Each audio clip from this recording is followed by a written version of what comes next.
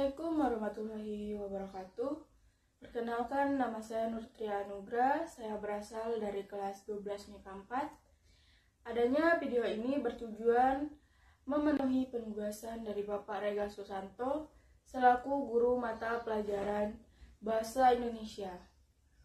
Sebelumnya saya sudah membaca salah satu roman yang berjudul Belenggu yang dikarang oleh Armijen Pane.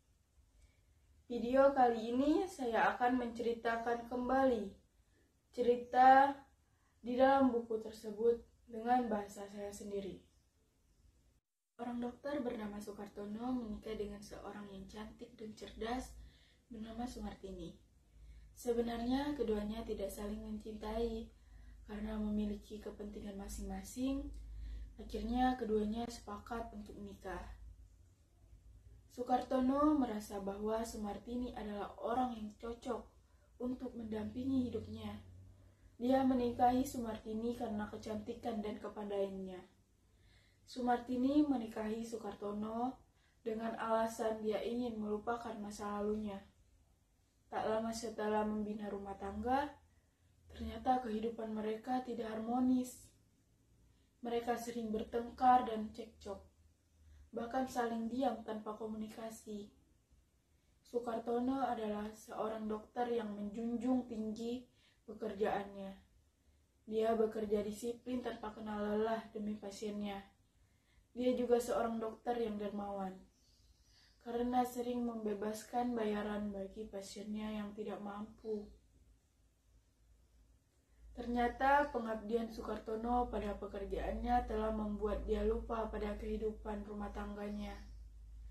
Sumartini merasa diabaikan dan beranggapan bahwa suaminya lebih mencintai pekerjaan daripada dirinya. Seakan tidak pernah ada waktu komunikasi dalam rumah tangga. Hari-hari mereka sering dilalui dengan pertengkaran. Sukartini merasa tidak memiliki hak di hadapan Sukartono. Itulah yang memicu pertengkaran di antara mereka. Sepertinya tiada hari yang dilalui tanpa pertengkaran. Waktu pun berlalu. Suatu hari Sukartono menerima telepon bahwa ada seorang pasien yang sakit keras. Dia lalu diminta menemui pasiennya di suatu hotel. Sukartono pun memenuhi panggilan pasien tersebut.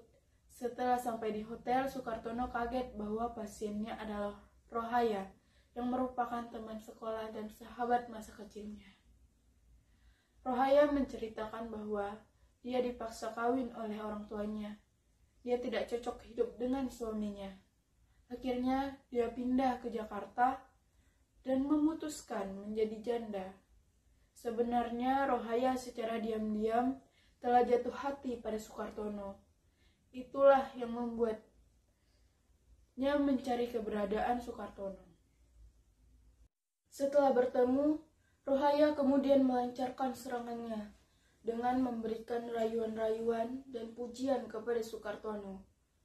Semula Sukartono tidak terpengaruh dengan rayuan Rohaya, tetapi setelah dirayu terus-menerus, akhirnya dia jatuh juga pada rayuan Rohaya. Sukartono merasa bahwa dengan Rohaya dia bisa menemukan ketenangan hatinya yang tidak bisa dia peroleh bersama Sumartini. Keharmonisan hubungan Sukartono dengan Rohaya akhirnya tercium juga oleh Sumartini. Dia marah dan jengkel, kemudian pergi ke hotel tempat Rohaya menginap untuk memberikan caci maki dan menumpahkan amarahnya. Setibanya di hotel, perasaan marah Sumartini luluh juga oleh kelembutan hati dan keramahan Rohaya. Setelah pulang dari hotel tempat Rohaya menginap, Sukartini berintrospeksi diri.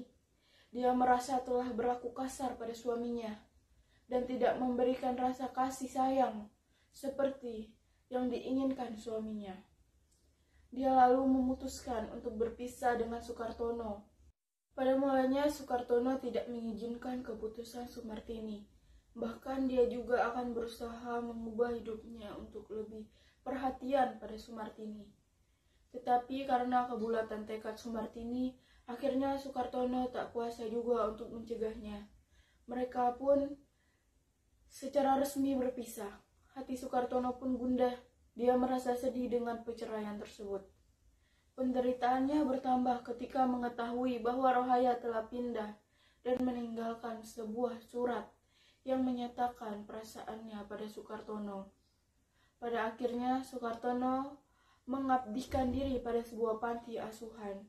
Di tempat tersebut dia merasa mendapatkan ketenangan batinnya karena bisa membantu orang lain.